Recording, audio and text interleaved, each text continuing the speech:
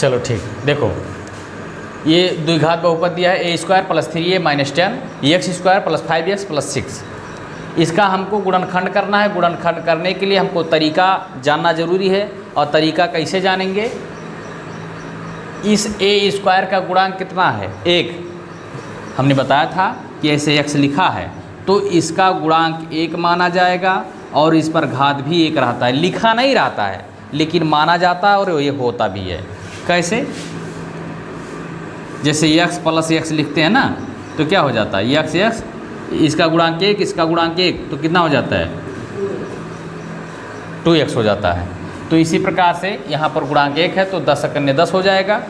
अब इसको ऐसा लेना है कि गुणा करने पर 10 आवे और घटाने पर 3। दुई मान ऐसा लेना है आपको कि उन्हीं दोनों मानों का गुणा किया जाए। उन्हीं दोनों मानों का गुणा किया जाए तो 10 आ जाए, -10 आ जाए, और उन्हीं का अंतर किया जाए तो 3 आ जाए। ठीक है ना? ये भी नोट कर लीजिए। और यहाँ पर देखिए 6 × 6, गुणा करने पर 6 और जोड़ने पर 5। हमने ये क्यों कहा है? अगर यहाँ माइनस हो, अगर यहाँ माइनस हो, अचर पद माइनस में हो, तब ये बीच वाला पद घटाने पर आएगा। बात समझ रहे हैं? अगर यहाँ प्लस हो, अचर पद प्लस हो, तो ये बीच वाला पद जो है x का जो गुणांक है ये जो है जोड़ने पर आना चाहिए। इतना ध्यान में रहे कि अगर यहाँ माइनस है तो ये घटाने पर आएगा, अगर यहाँ प्लस है तो ये जोड़ने पर आएगा। अब प्लस प्लस जुड़ेगा क्या होगा कि माइनस माइनस जोड़ना है, ये नहीं मतलब है। मतलब इतना है कि जोड़ना जाएगा। दो मान ऐसा लेना है कि अगर यहाँ प्लस है, यानी प्लस अचर पद प्लस है, तो क्या करेंगे? इसका गुणांक का गुणा कर लेते हैं। गुणा करने पर देखिए 6 × 6 हो। तो ऐसे दो पार्ट में इसको डिवाइड करना है कि गुणा करने पर 6 आवे, गुणा करने पर 6 आवे और जोड़ने पर 5 आवे। तो देखिए 2 में 3 का गुणा कर देंगे 6 आ जाएगा, और 2 को 3 से जोड़ देंगे क्या हो जाएगा? 5 हो जाएगा। बात समझ रहे हैं? यहाँ हमने क्या कहा? 10 घटाने पर है। फैसल इधर देखो, यहाँ हमने क्या कहा कि गुणा करने पर 10 और घटाने पर 3। क्यों कहा हमने? हमने इसलिए कहा कि हमने बताया कि अगर यहाँ माइनस है, अचर पद क्या है? माइनस है, इनका गुणा करने पर माइनस आ जाता है। तो मान के चलिए ये बीच वाला पद जो है ए का गुणांक जो है ये घटाने पर आना चाहिए। बात समझ रहे हैं? तो 10 ऐसा कौन सा मान लें कि गुणा करने पर 10 आ जाए और घटाया जाए तो 3 आ जाए, अंतर किया जाए। देखिए 5 × 2, चूँकि -10 लाना इसलिए एक पद माइनस होगा। तो यहाँ पर ये भी देखना है कि कौन सा प्लस लें कौन सा माइनस लें। अगर यहाँ पद धनात्मक और यहाँ पता हो गया कि घटाने पर आएगा और यहाँ प्लस में है, तो निश्चित रूप से जानिए कि बड़ा वाला मान जो रहेगा वो प्लस में रहेगा, क्योंकि बड़े वाले में से घटा है ना।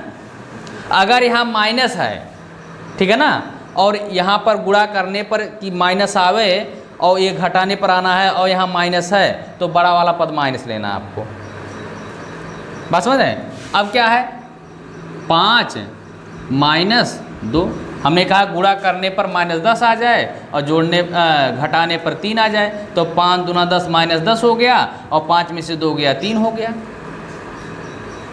बात समझ रहे हैं? समझ में आ रहा है कि नहीं?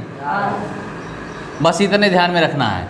अब देखिए, अब x को इनके साथ रखना है। देखिए कैसे रखना है? a² + 5a,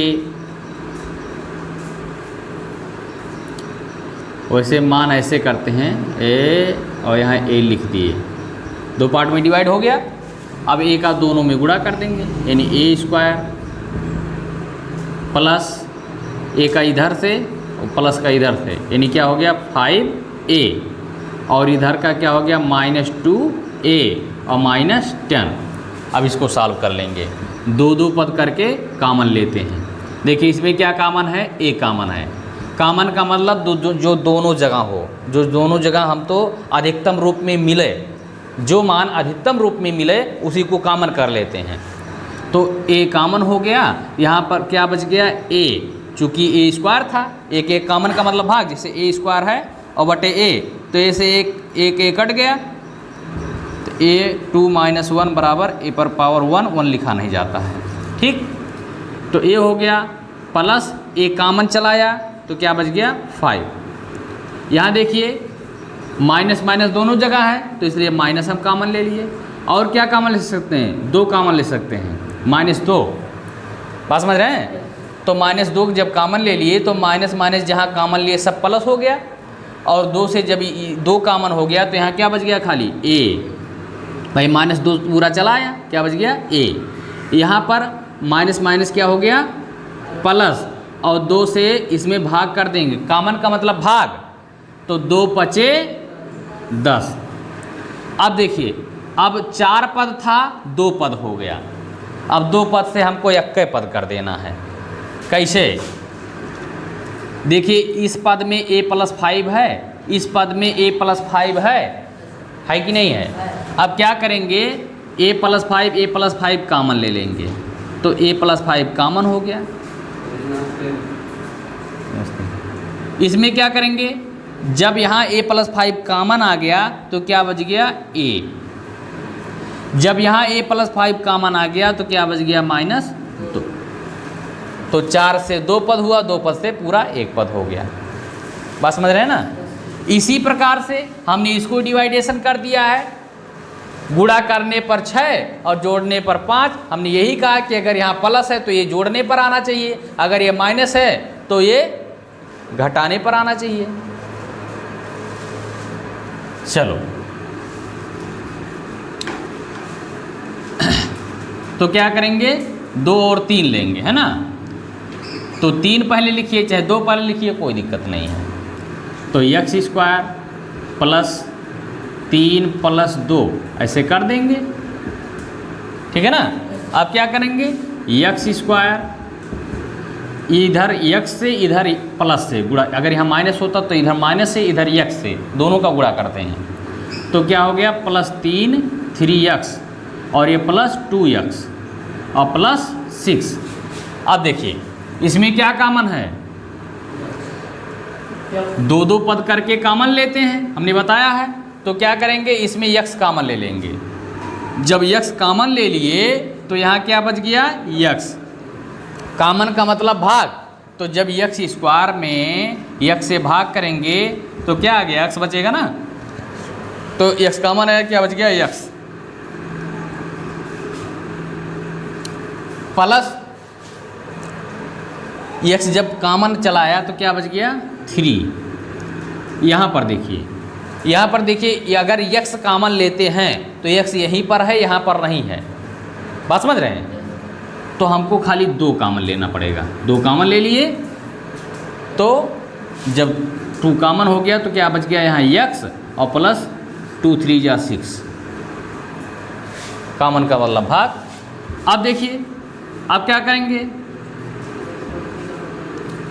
इसमें जो है इन दोनों में क्या कॉमन, x + 3 x + 3। तो जब x + 3 कॉमन ले लिए तो दूसरे कोष्टक में जब x + 3 पूरा कॉमन आ गया तो यहाँ क्या बच गया x।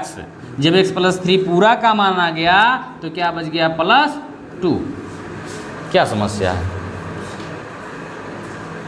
बात समझ रहे हैं? बस इतना ही ध्यान देना आपको कि माइनस आ रहा है कि प्लस आ रहा है। अगर माइनस आएगा, इनका गुणा करने पर ये माइनस हो गया, तो निश्चित रूप से जानिए कि ये घटाने पर बीच पद वाला, गुणा करने पर इतना और ये घटाने पर आना चाहिए, अंतर इनका होना चाहिए। अगर ये प्लस में है तो ये गुणा करने पर इतना, और ये जो x का गुणांक जो है ये जोड़ने पर आना चाहिए। ऐसा 2 मान लेना है कि गुणा करने पर 6 और जोड़ने पर 5। यहाँ पर ऐसा मान लेना है कि गुणा करने पर -10 और घटाने पर 3। बात समझ गए ना? नोट करेंगे, नोट कर लीजिए। नहीं समझ में आया हो तो बंद करके